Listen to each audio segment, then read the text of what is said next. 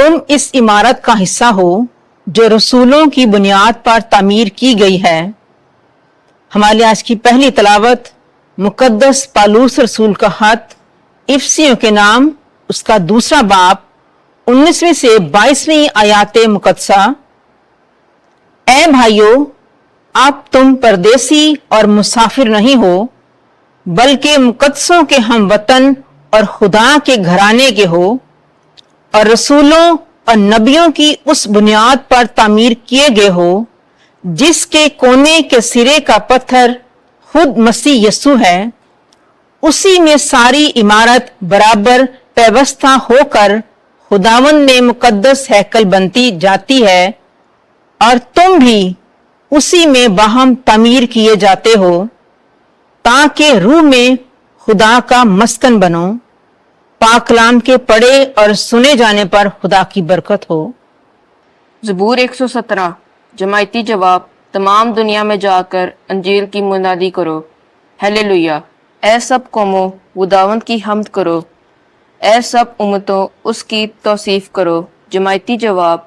तमाम दुनिया में जाकर अंजील की मुनादी करो, क्योंकि उसकी रहमत हम पर उस्तवाल है और खुदावंद की वफा अब्बद तक कायम है।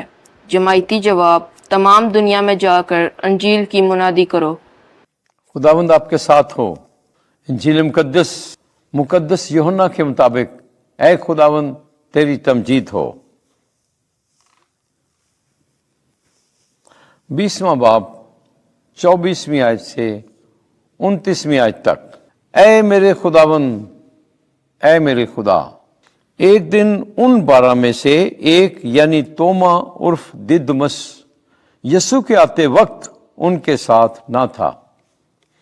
तब दूसरे शागिर्दों ने उससे कहा कि हमने खुदावंद को देखा है। मगर उसने उनसे कहा, जब तक मैं उसके हाथों में मेखों के छेद ना देख लूं और मेखों की जगह अपनी उंगली ना डाल लूं और अपने हाथ को उसकी पसली में ना डाल लूं, हरगिज यकीन ना करूंगा। 8 रोज के बाद उसके शागिर्द फिर अंदर थे और तोमा उनके साथ था। वो दरवाजे बंद थे, तो भी यसू आया और बीच में खड़ा होकर बोला, तुम्हें सलामती हासिल हो। फिर उसने तोमा से कहा कि अपनी उंगली पास लाकर यहां दाखिल कर और मेरे हाथों को देख, और अपना हाथ पास लाकर उसे मेरी पसली में डाल और गैर मुतकिद नहीं बल्कि मुतकिद बन। तोमा ने जवाब में उससे कहा, तू मेरा खुदावंद और मेरा खुदा है। यसू ने उससे कहा, ऐ तोमा, इसलिए कि तूने मुझे देखा है तो ईमान लाया है।